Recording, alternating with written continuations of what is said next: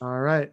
So, this is the inaugural episode of the Read the Manga podcast. This is a podcast devoted to analyzing manga and comparing it with its anime adaptation, and hopefully encourage people that wouldn't otherwise go towards the manga to actually go to the source and read it. I am the host, Zachariah Lopopolo, and this is my co host, Corey Jensen. Hi, Corey. Hey, what's up? All right. I'm out of Long Beach. He's out of Stockton. Let's get this rolling. So, today we're going to be talking about the anime and manga series Yu Yu Hakusho, the seminal work of shonen by Yoshihiro Togashi. And I think we both learned through our journey reading this manga that it's a little bit different than we originally thought as far as tone, themes, etc. So to start out, I just want to ask, how did you kind of come to know Yu Yu Hakusho as an anime or a manga? Did you start with the manga or did you start with the anime? Oh, I most definitely start with the anime. Yeah. Were you watching on Toonami? Yeah, it was back during that block when it was on Cartoon Network. Whether I'm pretty sure it's Toonami because it Yeah. wasn't quite on Adult Swim just yet. I Yeah. mean, the Roland Synthy heavy soundtracks are part of my childhood from that anime. Yeah, the soundtrack had some funky ass bass lines. I'll give it that. I still like regularly listen to the soundtrack when I run. Like if I'm like out like running like a couple miles or something, and I need like a nice little push, I'll put on the fucking opening theme and just like enjoy like the funkiness and like the 80s tastic synths and shit.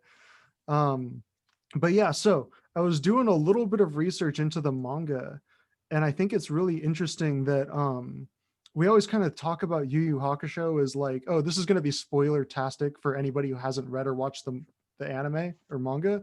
So just warning you here, we're probably going to delve into some spoiler territory, but the series came out in the fucking 90s, so get over it. Um, but yeah, so the interesting Uh, thing that uh, people always what? yeah, that boat's kind of left by now. If you're gonna have any Yu Yu Hakusho spoilers. Yeah, yeah. It turns out Norman Bates was the killer in Psycho. So anyway, basically, so the interesting thing that people kind of talk about in regards to Yu Yu Hakusho is how it sort of started as this kind of slice of life anime and kind of turned into a martial arts series. And for a long time, I kind of assumed that was the editors doing, but I actually was like looking it up a little bit, and Yoshihiro Togashi had planned to do the transition from the beginning. Oh, And okay. do you know what inspired him to do that? No. Kinnikuman. Oh, really? Yeah, yeah, he actually was a fan of the way Kinnikuman transitioned from a comedy series into like more of an action-focused martial arts series. So before he had written Yu Yu Hakusho, he had done like a couple like slice of life comedies, and he had like done some like occult detective fiction. But he liked the idea of like having like a series that started out kind of lighthearted and comedic and turning it into this like action-based martial arts thing. Um, but Which yeah, is that's interesting too, because I was gonna say like the kind of take I got from just the opening of the series, before the battle part kicks in, the slice of life parts, like there's even one part where it references like Ippo. They oh have a little really? joke about that, yeah. Is it when he And possesses the kid for the yeah, it's when he boxing? possesses, Yeah. and it's kind of at that point where I'm just kind of trying to put my head in the authors and think like, is he just kind of playing on a lot of different tropes here because he's just worried about Yusuke being the front center, or is it more like he's you know trying, because I've read other series like this that were more inclined shonens, and I'd actually argue that as shonen-y as Yu Hakusho is, the beginning parts are it's darn near a shojo with how Yeah. beautiful the art gets and the people are.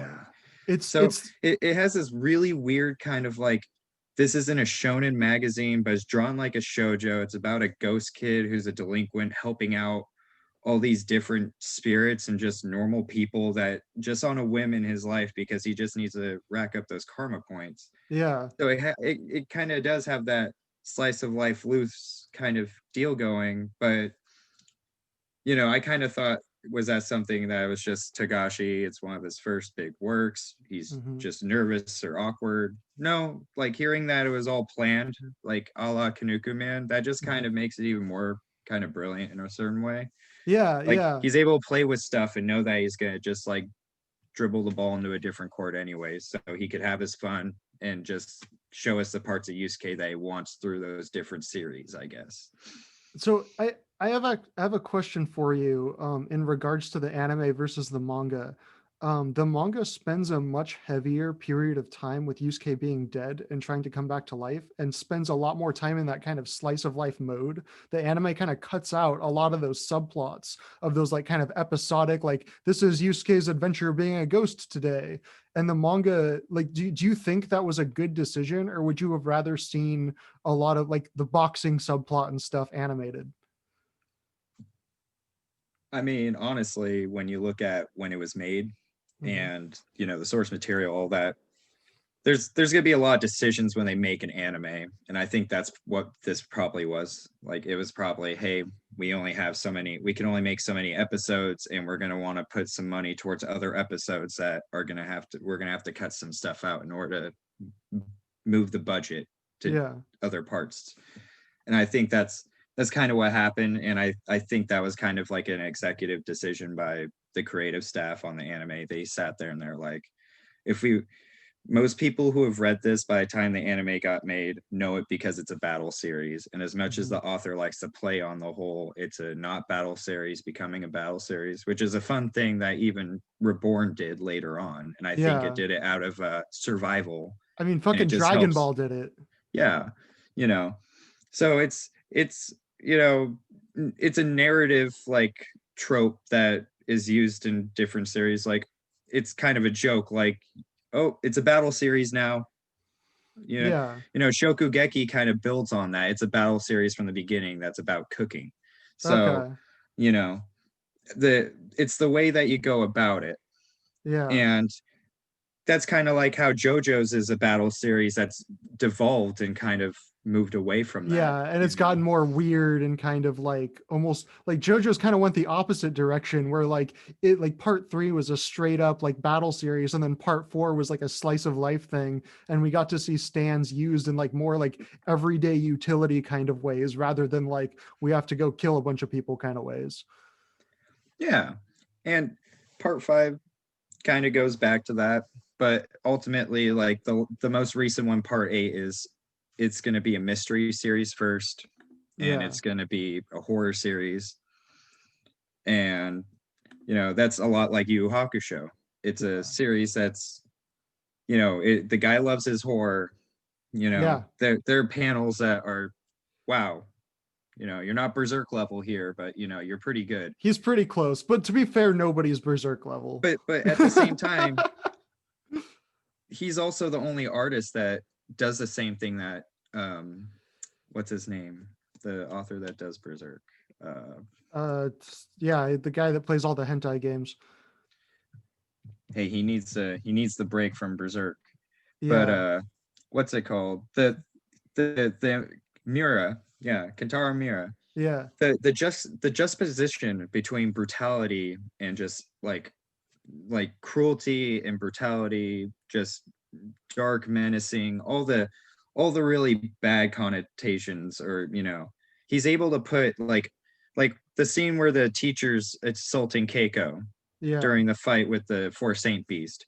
And it's Yeah. just, you have a straight up guy drawn as if he's in a Junji Ito manga, Yeah. Yeah. with a girl that is drawn as if she is in a shoujo manga, all in the same page and paneling. And the way he does his paneling, where the characters burst through and everything, very dynamic setups. Yeah. And the way he draws it through, yeah, it's There's this just crazy. elegant like softness to the line work that I love. Like when he's like zooming in on somebody's faces or like portraying like a tender moment between Keiko and Yusuke, where they're like I said, they're drawn in this very kind of like soft, inviting shoujo-esque way. But then when you get to something like a demon like Tagoro or something, like the complex hard lines of his musculature and just like the straight like HR Geiger horror movie influence of all of the demon designs, there is a very interesting contrast between art styles there, and like what mood he's trying to get you to feel solely with the drawings.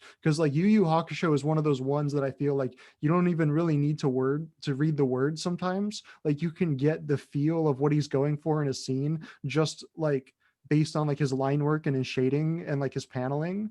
Like he's kind of a genius at that, even if the the art style lacks a little bit of the refinement that you would see in something like Berserk. Well, yeah. I mean, it's at the end of the day, comparing anything to Berserk artwork is like, Yeah. comparing any kind of Carter or Mercedes or anything, Yeah.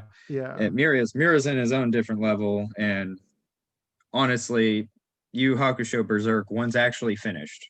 Yeah. So yeah, they Yeah. they started around the same time. Yeah, yeah, and that's So, interesting. And Berserk is still going, and it's like yeah. 30 volumes or some shit, and it's been going for like 30 years. But that's an interesting thing I wanted to talk about. We might But be look at the same thing though, is what's the fate that Yu Hakusho's avoided was being overly readapted. It's yeah. it's it's safely kind of snuck into a crevice of like cult, kind of just like it was very popular and now it's like a cult classic. And I think that And speaks to the quality of the anime, in that like the anime is kind of considered this canonical sacred thing that like nobody would dare remake. Like the music is so good. I haven't listened to the Japanese voice actors, but the dub is just an absolute classic. Like the voice actors embody their characters so well. Like I can't look at Kuwabara and picture anybody except for the voice actor for Kuwabara. You know what I mean? Same Chris Sabat. goes. Yeah. Oh, Chris Sabat did Kuwabara. Yeah. Okay. And who did Yusuke? Do you know? Yusuke's voice actor. That's actually a good one because I do like his voice. Yeah, I've heard Mind him in other you, stuff. this was all done in the 90s. Yeah. So like it's running against Trigun, Inuyasha, like, Yeah. there's those are just two off the top of my head from the Toonami block that I knew people who were into series like that, whether they, it was slim pickings back then, Yeah. we're pretty spoiled now, we have a lot more anime, but back then it was like, cool, I love Yu Hakusho, that's on. I want to see how he beats Taguro. Yeah. It was whatever was Inuyasha on comes on Toonami. before, Yeah. yeah. But like an interesting thing about Yusuke's voice actor, the one other thing that I know him from is that he played the other Elric brother in Fullmetal Alchemist. Remember the episode where they meet the two other Elrics? Like the ones that are like the imposters? Corey? Huh. No. Yeah. I'm trying to remember that one. Yeah. So, because Yeah. that So was an anime only one. That yeah, wasn't in the yeah. manga. I don't think so. Yeah, but yeah, that was the one where it was in the 2003 anime where they meet these imposters in this town, and there's essentially masquerading as the Elric brothers, and just one of them is voiced by the same guy who does Yusuke, and he uses like the same Yusuke voice. It's really interesting. But Oh. that's the whole world of like anime dubs and shit, and there's literally 5 people that dub every anime, so like you're gonna hear recurring voices. I mean, honestly, the voice is being used far better in Yu Yu Hakusho than it is being Raditz. Wait, he was Raditz? He's Raditz, Cell Jr., Dende, Evil Boo, Oh, Super Boo, Devilman, Lionel, Fruge, Planthor, King Nico-chan, Captain Dark, Soon, Shu, and yeah, he's just Raditz and everything else. wow, that's funny. But yeah, And he plays Bellamy though, he plays Bellamy. and Eustace Kid. Uh, Cool. uh, so okay, we talked about the art style a little bit. We talked about the tone a little bit. Um, I wanted to kind of talk about the ending of it. And I couldn't really find too much information on why the ending was so abrupt. Have you read the ending of the manga? Or have you just watched the ending of the anime? Because the ending of the manga is, it's not different, but it's like he adds a lot of stuff. Like there's a lot of like, it's almost like in the anime, uh imagine like getting the anime, like the series, and putting two bookends on it that weren't in the that weren't in the anime. So basically, like, there's the whole slice of life portion that goes into like way more depth in the manga than it does the anime. But then there's also this whole epilogue that takes like 2 volumes to complete. That's like the epilogue of the manga that wasn't even in the anime. And there's like this whole subplot where like Yusuke, Kuwabara, Hiei, and Kurama have to go and fight like spirit world terrorists. And it's like the very like last like mini arc of the manga. So it's like after everything's been resolved with what was it, Sensui? Yeah. Well, no, They yeah. add Well, this on. after Yomi. Oh, even after Yomi? Yeah, this is Okay. after the Three Kings. So what happens in the Three Kings saga is they barely even show his fight with Yomi. Like he goes into the fight with Yomi and then he wakes up in the hospital and he's like, "What the hell happened?" And they're like, "Oh yeah, the tournament's over." And he's like, "What?" And like they basically explain to him that he fought Yomi for like 60 hours or whatever, and then he basically passed out. And Yomi was so damaged from that fight that he went and couldn't hold his own against some lesser demon that beat him. And then Enki ended up fighting Makuro, and Makuro was so damaged from her fight with I can't remember her name. I think it was like Oh yeah, doesn't the Naomi or nice guy something. win? Yeah, Enki wins, the fat guy. Enki wins. Yeah. Yeah, I yeah, remember that. the Okay. fat jovial guy. So this is kind of like with The Hobbit, where, or sorry, Lord of the Rings, where it's like they finally get back and then they have the Battle of the Shire. And they don't do that in the movie. It's just Yeah, in the Lord of the Rings books, you have the Battle of the Shire, where the hobbits actually fight.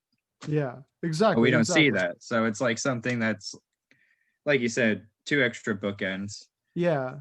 And it's Okay. interesting that he decided to do that because the manga kind of ends in the same place where it began. Like the last couple of volumes are like a straight slice of life thing. It's like he's like hanging out, kind of like trying to find his place back in the human world, debating whether he belongs there. Like because like there's like a whole 3 year time skip, and there's a lot of just like because they open the portal to demon world or whatever so demons can go freely. But what starts to happen is that humans kind of like stumble over into the demon world, and the demons have this kind of catch and release policy where it's like we're not allowed to eat them, we just got to throw them back. And people start reporting alien abductions because they don't know what the fuck the demon world is. So they're sitting there watching TV, and there's this little like 3-eyed creature that looks like Hiei that like somebody said that he saw that's an alien, and they're like, oh great, so Hiei's part of like basically the human cleanup team for the humans that wander into demon world accidentally.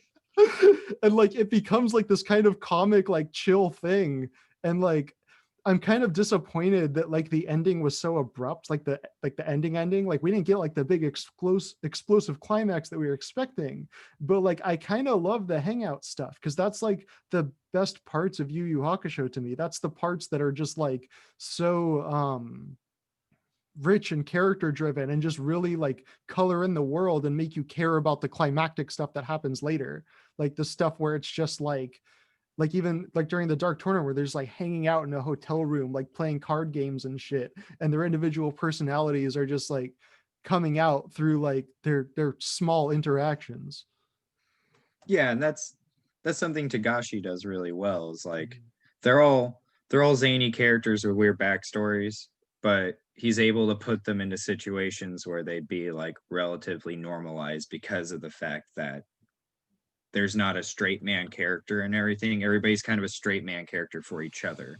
Yeah, a They're all little in like bit. a weird, like they're all in too deep in the weirdness. Like Kuwabara, like from the get go, even before all the stuff happening, he was like a superstitious person. Yeah, yeah, So it's like already from the get go, he would be a weird person to normal people, and it just so happens his like amateur ray sensing allowed him to be able to be part of the plot a lot more than he yeah. probably was thinking he would be.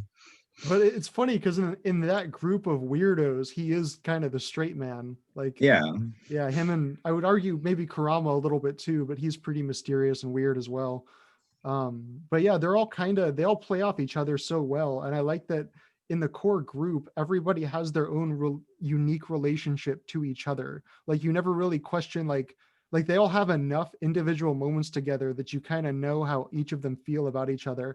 And he is like, Yusuke's got a very different relationship than he has with Karama, than he has with Hiei, than he has with Kuwabara. Like Karama kind of brings out his more like thoughtful, rational side, and keeps him level-headed. Hiei brings out his more like demonic sort of like violent side, and Kuwabara is the one that like is like kind of keeps him down to earth and is like, no dude, you're still a human, you have to act like one. We can't stoop to their level, we have to continue to like stay on the right path, keep our heads in the right spot, and make the tough moral decisions. And I think that's like something that's like really well explored in the Dark Tournament arc, but like even more so in Chapter Black, when their morals really start to get tested and they get put in like unwinnable scenarios morally. Yeah, because they're facing more so just people who are result like kind of more or less victims of just, the spirit world kind of coming over, you Mm-hmm. know. Yeah. So it's not, yeah, and they're just, yeah, that's something that Tagashi does really well too, and I think we get a lot of that in Hunter x Hunter Yeah, definitely. through like the whole. He expands it to where we get more than just a few rooms or a few places with the whole Hunters Association, Hunter x Hunter. So there's a lot more stages to have characters at than in Yu Hakusho, where it's like a lot of like, we're at the school, we're here, we're there, where there's nothing wrong with that, but it is kind of like that clickiness Mm-hmm. where there is an attempt at keeping the supernatural contained Mm-hmm. within the narrative, even from like the most of the people around them, which Yeah. that comes like it's interesting too, because like, in the beginning chapters, like Yusuke just kind of shows up, does stuff as he needs to do it, doesn't really care about who interferes or not, other than a few times asking people, be like, hey, be on the down low. Mm-hmm. And it's interesting to see how like you said, like thinking about situations like where it's Hiei and Yusuke influencing each other's decision making, you get different results than if you have Kurama Yeah. influencing it, or Kuwabara. And Yeah. then even when it's interesting how Tagashi's had situations where you can see every single one of those characters, interact with a different character in a different context. So we Yeah. get these, with 4 people, he's able to get, way more than just like 30 or so different interesting interactions out of just 4 characters. And Yeah. it's kind of what the beauty of it is like Yu Hakusho is such a very full series, Mm-hmm. but it has almost nothing going in it. Yeah. It's very minimalistic. You don't have Naruto's like an ensemble cast, Bleach is an ensemble cast, One Piece is an ensemble cast. Like Yeah. if you were to look at all the names of the characters, like if they were to play themselves and have a cast roll at the end of the film that is Yu Hakusho, it would be very light compared Yeah. to like just even the now it seems like nowadays that's the emphasis. If you can't write a bajillion characters very interestingly, then you're kind of out, because people want entire worlds built. Whereas like Yu Hakusho's smart on being able to define which part of the world that we're really dealing with. They show us the slice of life in the beginning and show like, well, this is how the world's going to be with like interference from stuff. Mm-hmm. Everything from here is going to be like deadly and pretty much avoidable because Yusuke's going to do his job. Yeah. And I feel like Bleach kind of was lucky Yu Hakusho already kind of did that. Hey, it'll be a slice of life that changes into a battle series. Bleach kind of Yeah. is like, we'll replace the spirit gun with the sword. Yeah. Bleach is very much like the spiritual successor to Yu Yu Hakusho. It ripped it off quite heavily. Well, and Even in the initial characterization of Ichigo was like kind of a Yusuke ripoff, until like I would argue Ichigo either came into his own or like had the interesting aspects of his personality sanded down, depending on what perspective you have on that. I mean, like it's not like a new thing to have a delinquent with a heart of gold. I mean, we got Yeah. Onizuka, we got Josuke, Yeah. Jotaro. Yeah. Uh, there's tons of series that do it. I mean, Ashita no Joe, Catcher in the like fucking Rye. yeah. Like it goes way back.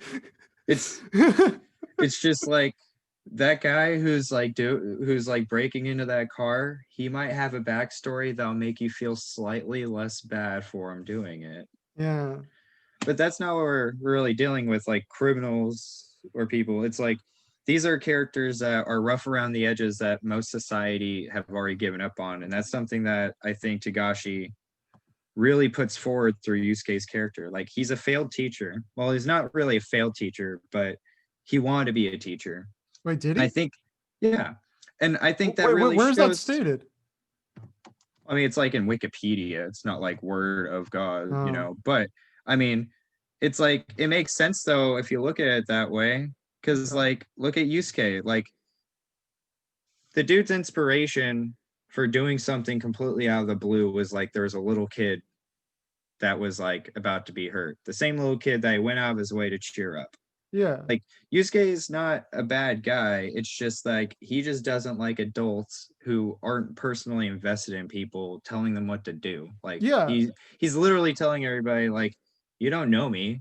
You don't even know what I've been up to. You're just assuming things and you're just making calls, and that's not cool. Yeah. And Very, so very. he has this like resent of adults, which is very interesting because it's like he's 14. And his mom was And 14 when she had him. I think yeah. that's a huge influence that he was essentially So raised by a kid. yeah. So like you look at the fact that he goes out of his way completely to cheer up this little kid, Yeah. saves the little kid. His boss is a little kid. Hmm. His coworker's like the same age as him, assumably. Botan's probably way older, but she pretends to be his age at the school. But at the end of the day, it's like coming from the point of view of a teacher writing a series for young boys to read, somebody who is showing like this is like the quintessential student that any teacher would hate to have. Yeah. Like a boisterous, hey, you know what? I don't care if you're 30 and I'm 14, I'll punch you in the kisser or whatever. Like Yusuke Yeah. doesn't care. Yeah. He's like the worst student you could have. But He's what he's I like find, he's like how my sister was in high school. I don't know. Okay.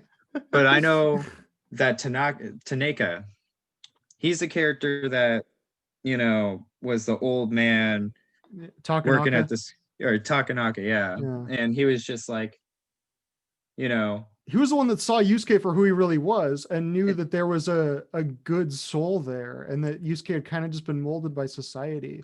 Like when Yusuke when they're all talking about Yusuke and they're all like afraid of him, like he's some goon and he's got like 100 people that he could call to his side to like assist him. Keiko is the only one that's like known him since childhood, and she's like, I don't think you could call two people. The guy doesn't have very many friends. yeah, it's a Like, very and light bench. yeah, exactly. And like that's the thing about Yusuke, that like I think he was kind of just, and I think this plays into, I'm gonna kind of give my big analysis of like what I think Tagashi was going for thematically in Yu Yu Hakusho as a whole, if that's okay. I might like run Yeah. on a little bit. But so he establishes Yusuke at the beginning as essentially being alienated by the people in the society around him. Like nobody's accepted him. Everyone judges him for what they think he is rather than what he actually is. And we know what he actually is because of Pooh, because of his little fucking like his little spirit beast. Like that's the real Yusuke. That The little penguin like rabbit. adorable, yeah, little penguin rabbit, the little Furby. That's like he is this like really cuddly creature on the inside, but he's been hardened by his own experiences.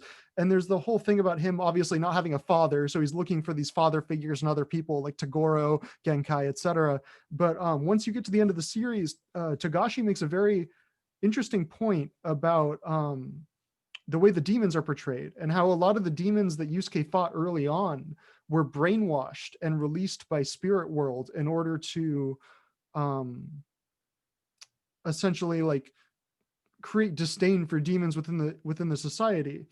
And so there's this whole like overriding theme of like society, no matter what, is going to judge people for what they think they are and not give them a chance to see what they actually are. And this comes full circle again at the end when Yusuke essentially becomes a demon and isn't accepted by the humans anymore. And the Spirit Defense Force or whatever straight up tell him, they're like, hey, dude, like you're a demon and you're way too powerful to be here. So get the fuck out or we're going to have to hunt you down. And so this becomes like essentially where Yusuke was at the beginning of the series again. Like he'd made all of these friends and he'd been accepted in this group, and he finds himself at a point where people are looking at him like a monster again because of something that he can't control. And to me, like the most emotional moment in the series is when he goes and meets the first spirit detective, and she and him sit there and they drink and they laugh and they have a good time. And they get along really well. And then later on, she finds out that he's a demon and essentially says like, hey, I got nothing against you, but like you can't be around my kids, you need to leave. Yeah, Like, she's like hit rocks. yeah, exactly. And that's just like, and by that point, Yusuke is not, he's matured enough to where he's not going to lash out. He's kind of going to just accept it. And like, he knows how people are by this point. And to me, that's like the big sadness and the big tragedy of Yu Yu Hakusho that I don't think is ever really resolved, that people will constantly demonize other people or other things that they can't understand. And even if you have a good heart, and even if you're somebody that's genuinely trying to like make the world a better place and truly altruistic, people are going to demonize you, and it's there's nothing you can really do about it. And in a mostly optimistic series, that's kind of the taste I got left with at the end, where it's like that's kind of the bittersweetness, where like Yusuke can't really be accepted into human society again. And he kind of finds his place within the demons and everything, but like you kind of get that feeling that like even if reparations are starting to happen and that humans and demons can start to coexist a little bit, it's still very rocky, and there's still a lot of distrust there, and there's still a lot of people of Yusuke's own species that are not going to accept him for what he is, despite all of the good he's done and essentially saving the world on multiple occasions. Well, and Yusuke doesn't care about stuff like that.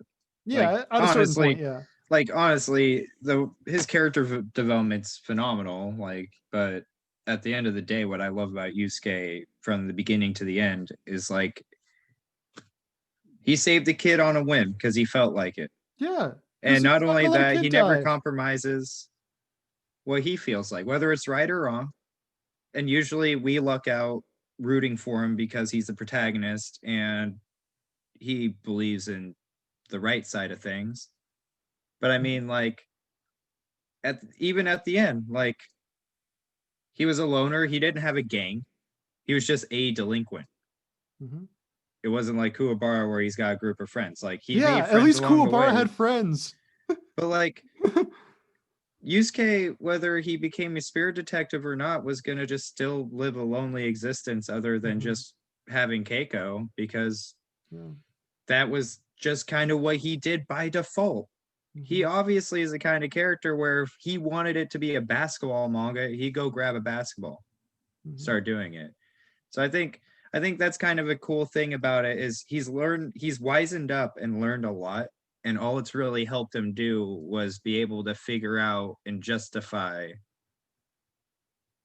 the fact that like even before he met all these friends, like he was willing to save his life for a kid. Of course he's going to be willing to save his life for like risk his life for Hiei, you know? Mm-hmm.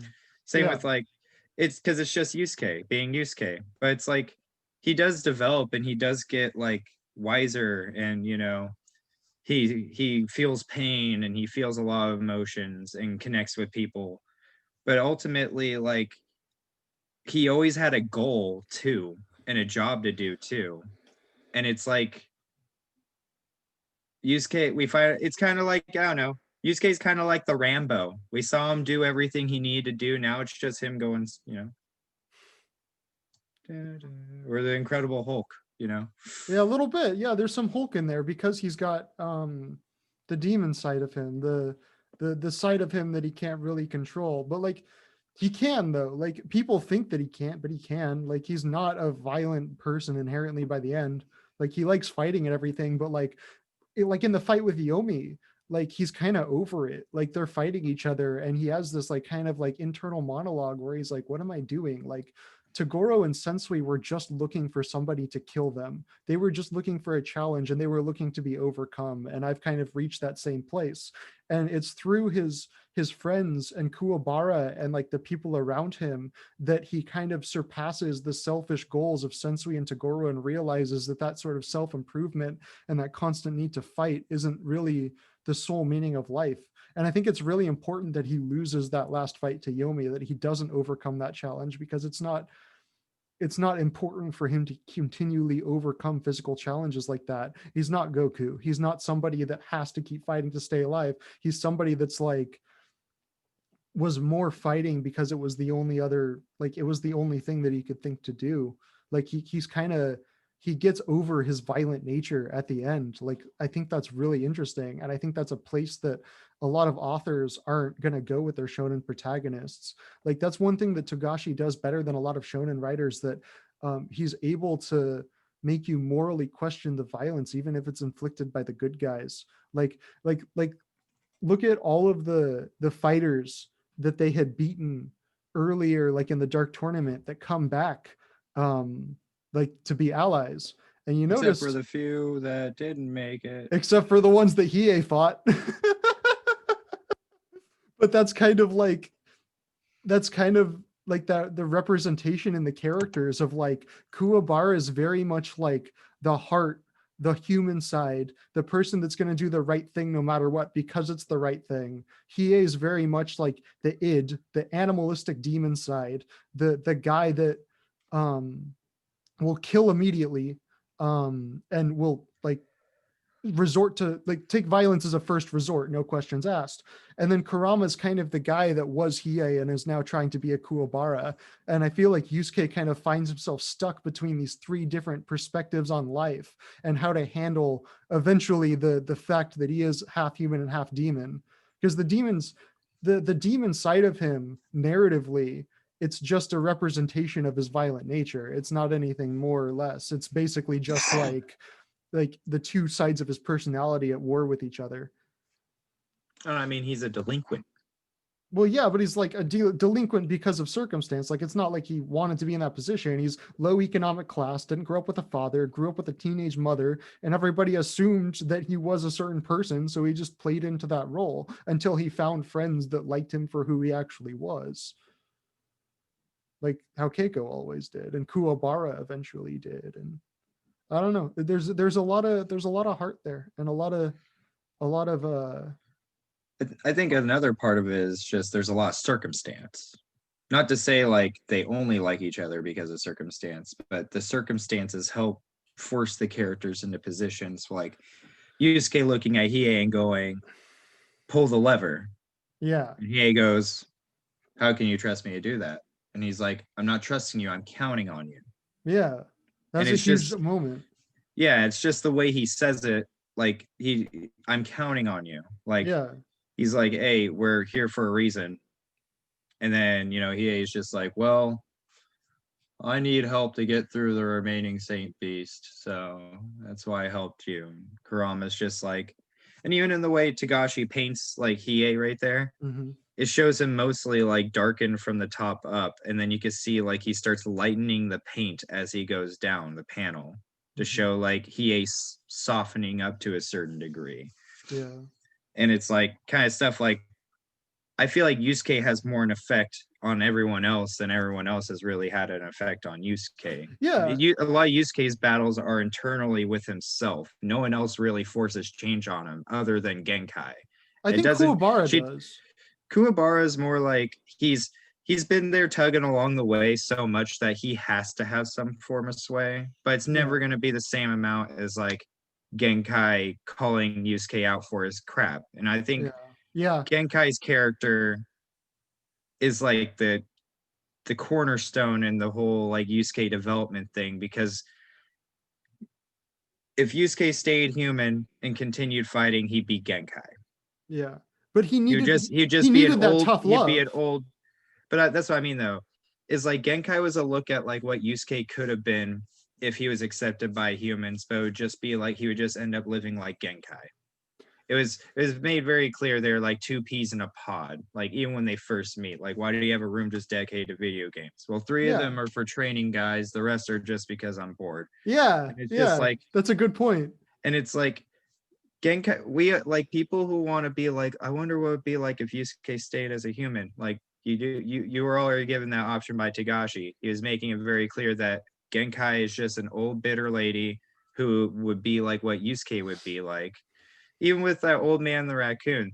Like Yusuke seems to get along with more and understand the feelings more of people who are just angsty and don't want to be around people. And it's not like they don't want to be around people. It's just they're always fighting an internal battle and they just don't want to have other people deal with it, or they don't want to end up, I don't know, having other people. I don't know. It's like they end up losing faith in themselves for just being pleasant company, I guess. I don't know. Yeah. But I know like Genkai, she, you know, crotchety old lady training Yusuke. I feel like she would be a good foil for where Yusuke would have been if he wasn't shunned. He would just end Yeah. up doing that. Yeah. And then you look at like, you know, Kuwabara. Kuwabara is like he does his own thing, but I mean at the end of all everything, he's a businessman or a salary man or a mechanic or whatever he does who Yeah. could also open up portals to different dimensions. Yeah. So, you know, that's his problem or blessing. And then, you know, Kurama and Hiei, they're fine, you know. This is Well, all they like they got their own relationship that we need to talk about because and their and it's relationship is interesting. and it you know, honestly, like Kurama makes it very clear towards the beginning of the series is like, I'm an old man Yeah. trapped in a young boy's body. Yeah, he's like 300 years old. Yeah, he's like the Legolas of the group. Dude, imagine going through puberty again. Well, he was a demon. He never went through it in the first place. Demons go through puberty, don't they? I don't know. I'm not. They don't have a.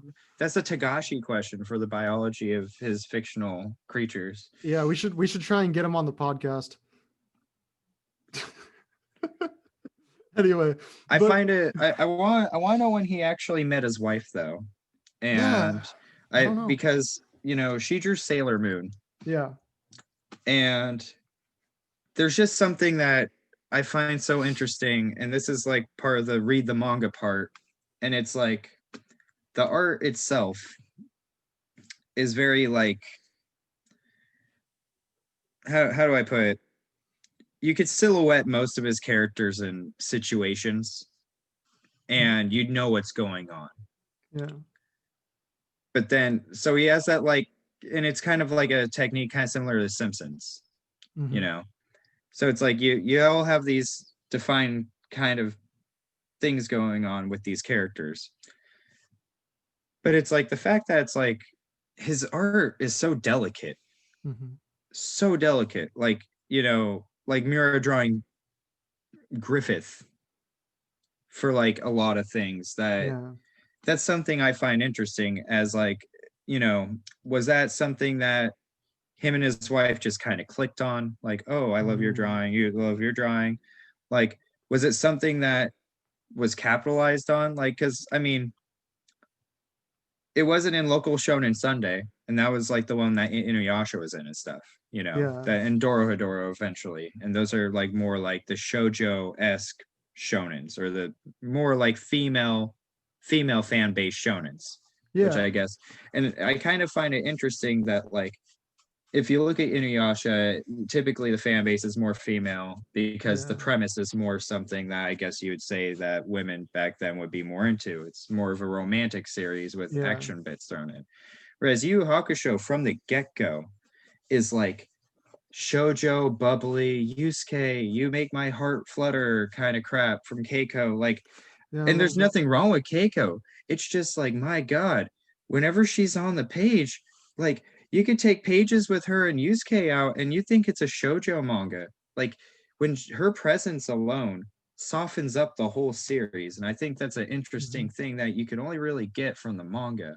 Yeah. Like, because it's like the whole page, the line work, everything becomes just shoujo manga. And then it'll go Yeah. into comedy manga. Like, you know, exaggerated faces, funny, oh, but then like whenever she's on the page, it's like almost 9 times out of the 10, like, you know, you're looking at, you're like, damn, this dude could have drawn a shoujo manga instead of this. Like, you know, and when Yusuke finally gets revived, that is like some of the most like B shonen looking stuff I've ever seen. Yeah. Like, Yeah. Yeah. With his hair's all hanging down and he's got like that like soft, kind of I just cute, woke like up. B shonen look. Yeah. That kind of like groggy eye look. And he's As it just looked like, like I almost like, you know, yeah.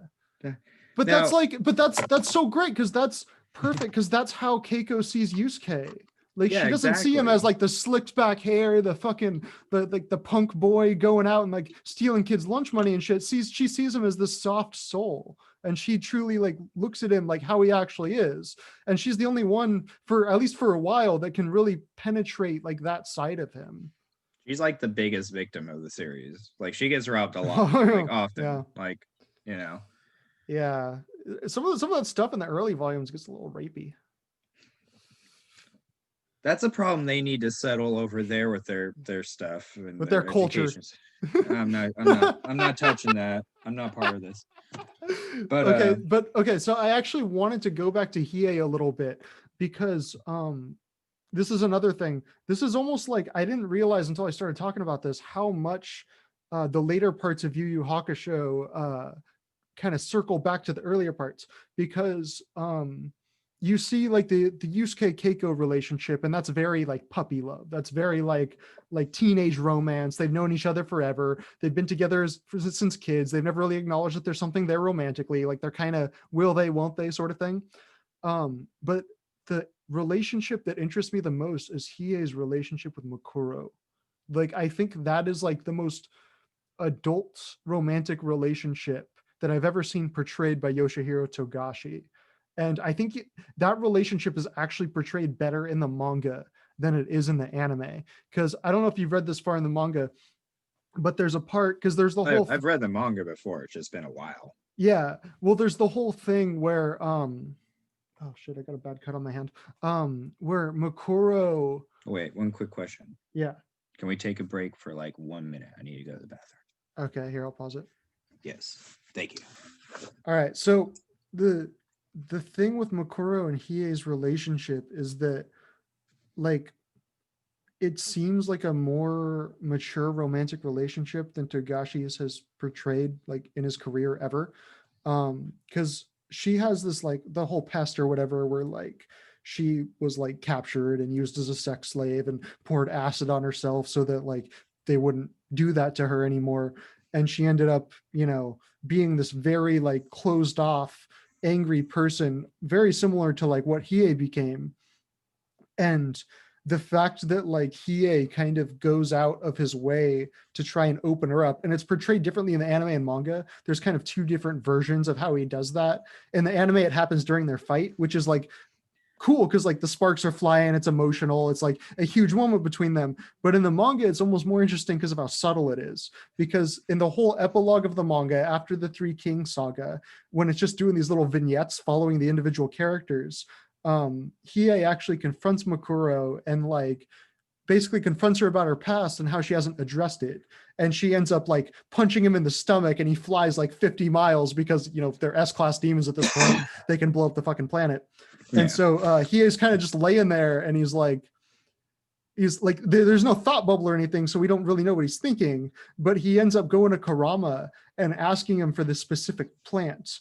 And he ends up finding the guy that had captured Makuro when she was a little girl and basically enwraps him in this plant and gives it to her as a present. And he's like, this plant will constantly regenerate his limbs. So you can do whatever you want to this guy and he'll be in eternal agony and constantly like, and he'll never die from it. So you can just torture him all you want. And it was like a really like little sweet moment because like that is the only time in the series where we see Hiei actually go out and like do something really like selfless, like in his own way for somebody. And it even like that chapter, so that might be my favorite chapter in the whole manga, just because like they even like address the weird kind of tension between he and Kurama, where he actually like tells Kurama that he needs the plants, and Kurama kind of implies like you coming on to me a little bit, like I don't like you in that way.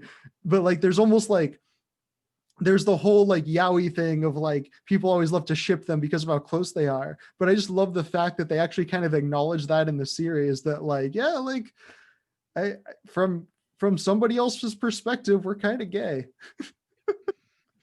And so, sometimes authors like Togashi like to, they like to poke fun.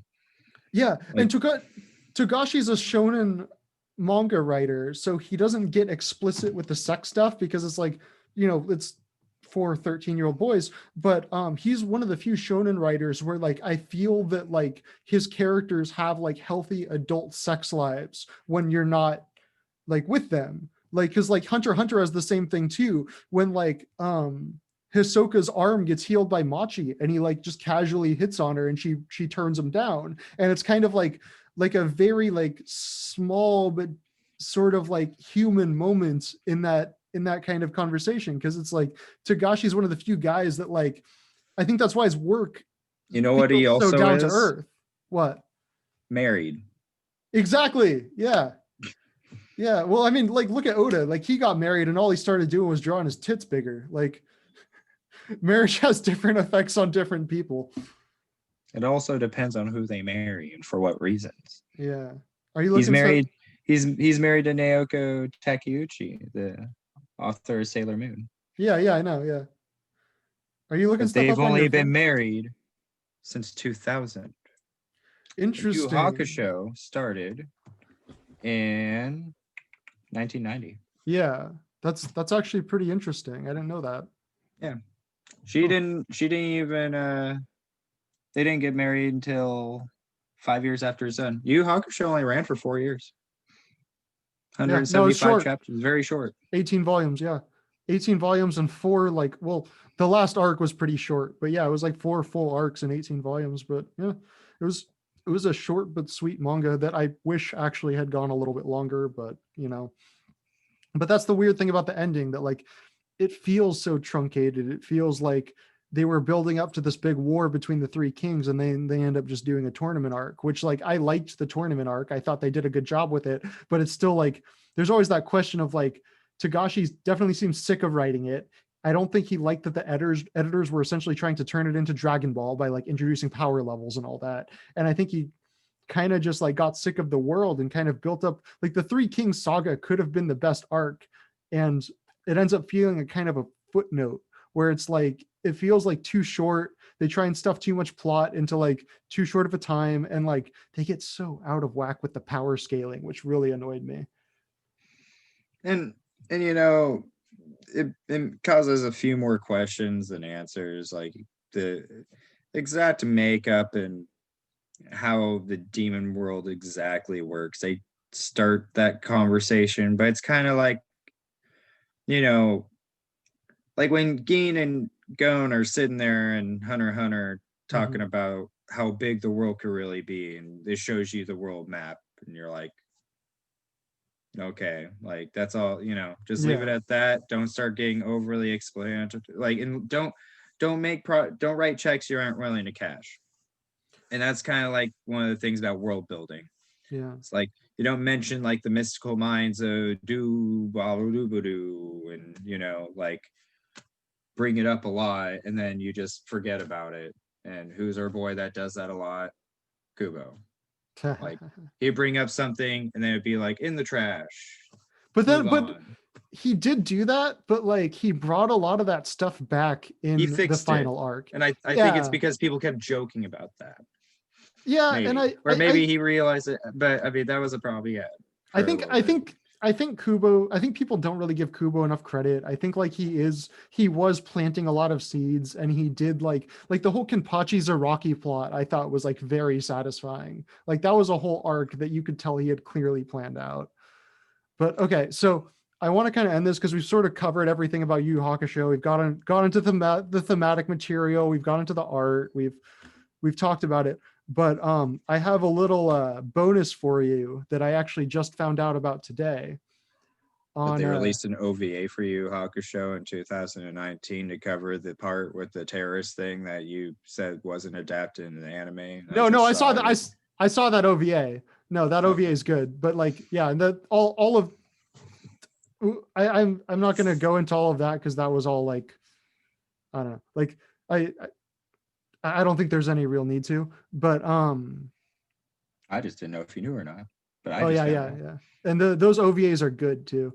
Um, but December 16th, 2020, they announced that a live action Yu Yu Hakusho series is being made in Japan and is going to be released on Netflix. Well, yeah, of course. Netflix makes Mob Psycho 100 live action.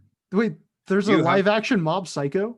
yeah. Holy Apparently, shit. like that that's why I was surprised. Like Yu Hakusho, out of a lot of series, like why would you live action Bleach when Yu Hakusho's significantly an easier concept to accomplish? This Bleach is more popular. I know, but it's like, you know. Plus, like but Yu Yu Hakusho is so sacred with so many people that I think people are just afraid to fuck it up, and for good reason. You could fuck up Bleach because it fucked up itself. Like nobody cares. Like all you can do is really improve it. Whereas like Yu Yu Hakusho is like it means so much to so many people that I think like if someone's gonna do it, they want to make sure they're doing it right. And I am looking forward to this series. I hope they get the right people on it. I like that it's being produced in Japan because I like that they're going to get Japanese actors for it so they can keep all the naming and stuff like correct. It won't be like too like romanized or anything like that. And yeah, no, I'm psyched. I hope they keep the horror elements. I hope like it feels true to the manga. I hope the spirit gun looks good. Yeah. Can't really mess up a lot of those things. Yeah. They just need to do it well. It's very, Exactly. that's the beauty of it. Yu Yu Hakusho is a pretty minimalistic series. Yeah. It's like make a ham sandwich. All right, better be a ham sandwich. It's not, all right, we need to cast 10, 15 different pirate crews. Yeah. Like with One Piece It's a small on the cast. board, Yu Yu Hakusho is a slam dunk, and slam Yeah. dunk would be a slam dunk, like for them to do, you know. Yeah. I will tell you this though. I think one series, and Yu Yu Hakusho, you know, does the whole like character gets put into circumstances in which they have to fight supernatural. That trope, you know, that's a pretty old trope. But I think Yu Yu Hakusho's kind of like the one that took it and ran with it and got popular.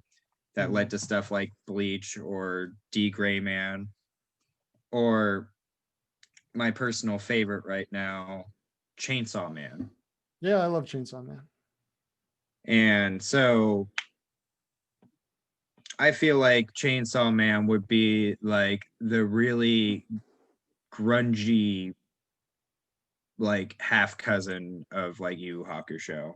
Very horny cousin. Yeah, like, you know, Begone Thought becomes Yu Yu Hakusho, Simp Yu Yu Hakusho, Chainsaw Man. Yeah, basically. Like I love the main character of Chainsaw Man is such a simp. But anyway, so I think that's is there anything else you really wanted to address with Yu Yu Hakusho, or do you think we're good? Do you think we mostly covered everything? I mean, it's, I think honestly, it's one of those series where, you know, I feel 175 chapters, that's not too bad.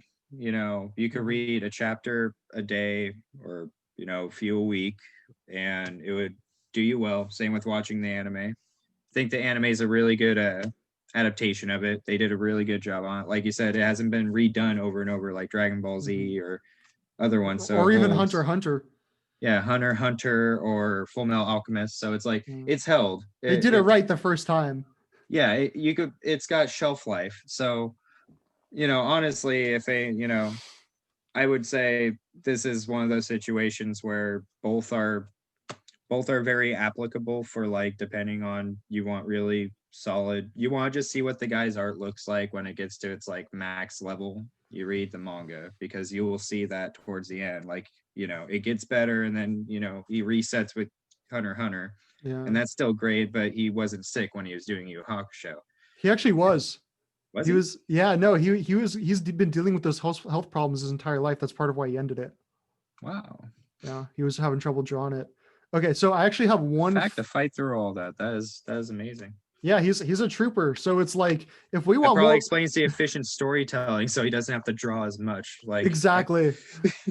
And that's why he simplified the art style for Hunter x Hunter, because he couldn't draw like that anymore. But okay, so I have one final question for you. What is your favorite subplot that is only in the manga? And what's your favorite subplot that is only in the anime? Well, for sure, favorite one in the manga is gonna have to be the old man, the raccoon. Okay. Could you give it like a brief summary of that? That's when Yusuke was still a floating spirit before he even got back to his body.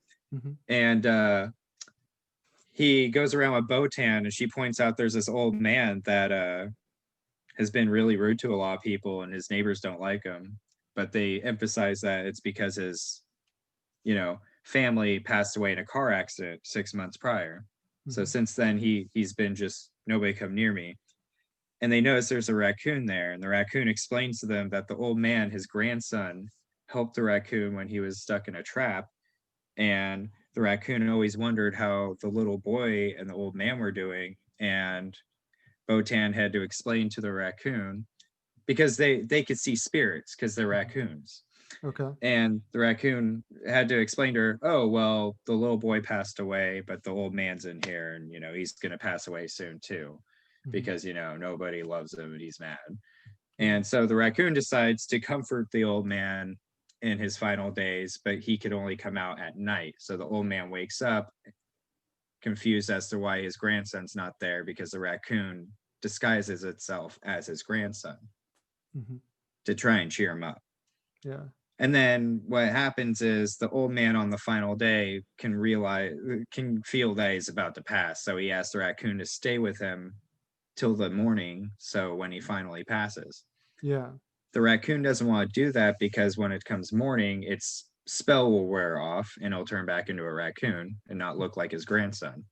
Mhm. So as the light starts to come up, the raccoon starts to try and sneak out, and the old man stops it and was like, don't go. I want you to stay. And the old man's like, oh, well, I knew the whole time that you're a raccoon, and gives him a hug. And Togashi draws like the most like if I were to hold up a picture of an old man just embracing a raccoon, going, thank you for keeping me warm all these days, and being like, this is my favorite scene from Yu Yu Hakusho, people would be like, the one where the guy shoots the laser out of his finger, the spirit gun one, Yeah. demons, Yeah. like, because it's just so out of place. But it was like one of the things where It's like I'm like, out of a Miyazaki movie or something. yeah. And I think that's it was one of those big points that they really like, I love when you just present a character and then just have that character that you've been given enough time to get to know, and just throw them into situations. And that's when Mhm. people truly enjoy characters, is when they're cut loose, and you're like, I know Batman's origins and all that, I want to see Batman do Batman stuff. And I think that's what he did well, was like, you have Yusuke getting set up through these little stories Yeah. to show who Yusuke is, and then we get to see him go, and we don't need more of these little stories to Yeah. show Yusuke do what he It, like, it's how he it's so reacts. it solidifies like Yusuke's personality and kind of shows his growth before he And even comes back to life. and I think I like the raccoon one because it had nothing to do with any of that. Yeah. It was just a nice little weird It's just a story that nice little Togashi story. threw in about an old man hugging a raccoon. Yeah. And that's why it's my favorite one. That's awesome. As Yeah. far as anime goes, I'm not quite sure. I pretty much like everything they added for Three Kings. Like the Three Kings stuff's pretty awesome. I don't know.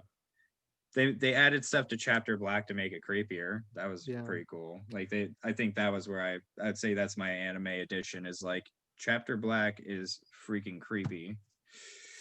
So the one for the anime that I think was like a fantastic addition, and such a subtle addition too, like you barely see any screen time with it, but they added a romantic element between Shizuru and Sakio that I thought was really fascinating, where like, because like I don't know if you remember this too much, but there's this whole scene where like the girls get captured or whatever by security trying to get back into the tournament, and Sakio lets them go. And he ends up having this private moment with Shizuru where they're like smoking a cigarette together. And they kind of have these little moments as the series goes.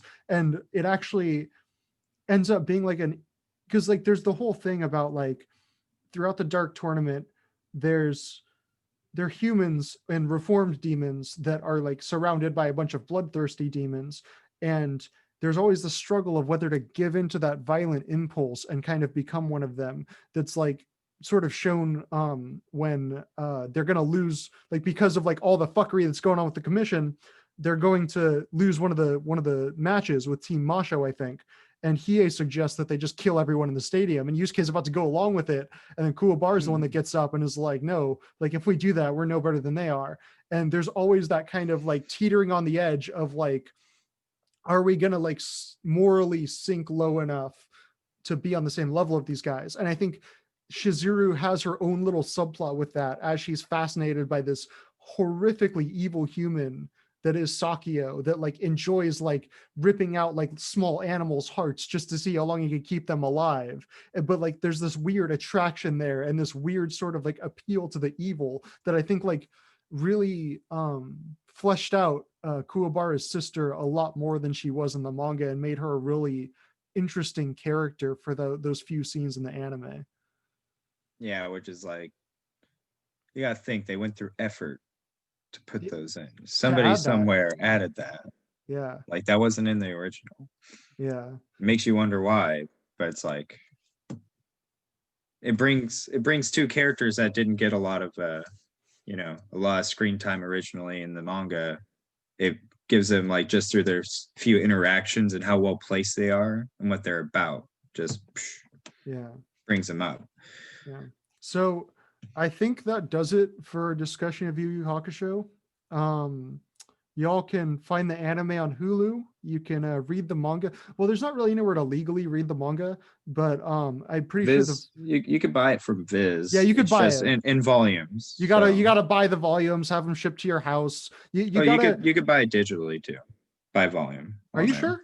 Yeah. I know they offer Hunter x Hunter digitally, but I don't think they offer Yu Yu Hakusho. You have to buy Yu Hakusho in full volumes, but they do offer it on Viz's app. I'm pretty Oh, sure.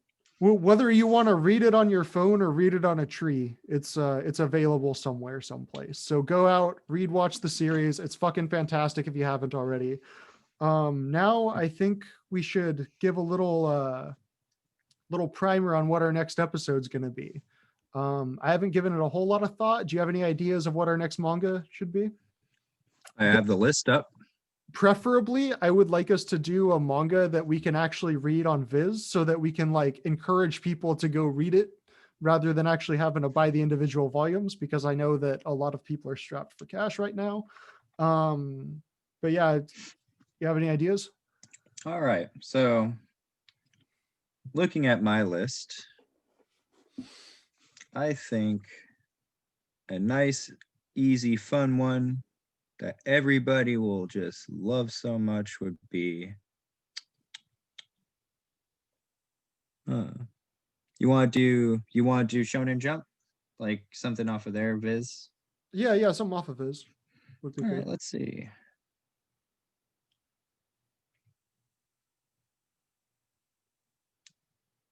Well, Chainsaw Man just finished. Wait, the manga's done? Part 1 is done. We don't have the anime yet though. No, we don't. Yeah, so we gotta wait till the anime adaptation comes out before we can do it. How about Next episode will be Kaneko Man. how many volumes is that? It's a lot. How It's about a we do lot of stuff. how about we do One Punch Man? We just do All like the right. first season. There's always Zatch Bell. That one's pretty long too. And I've never even read that. I watched the anime on Toonami. It's like Pokemon, but all with right, children. my votes are Boba Boba Boba Bo, or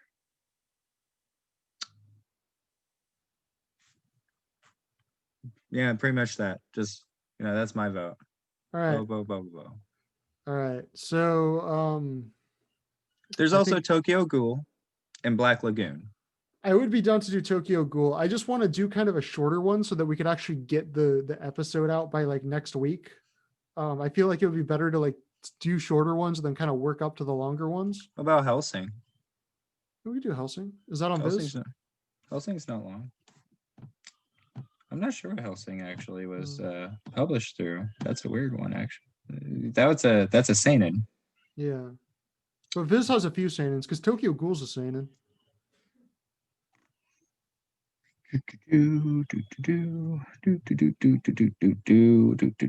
Let's see.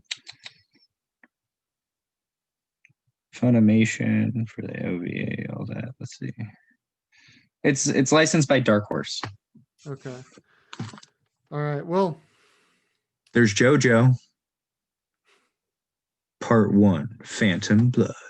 I think if we did a combo between part 1 and 2, that would be good. Okay, let's do that. All right, Because sounds good. it works with Yu Hakusho. Yeah. So we'll do JoJo's Bizarre Adventure, Phantom Blood, and Battle Tendency next week. All right. So It matches my shirt. yeah, you're wearing the JoJo shirt today. Yeah, that didn't influence the decision. Why? It's the same type of stand as Star Platinum. Anyway, we will see you guys next week. And remember, read the manga.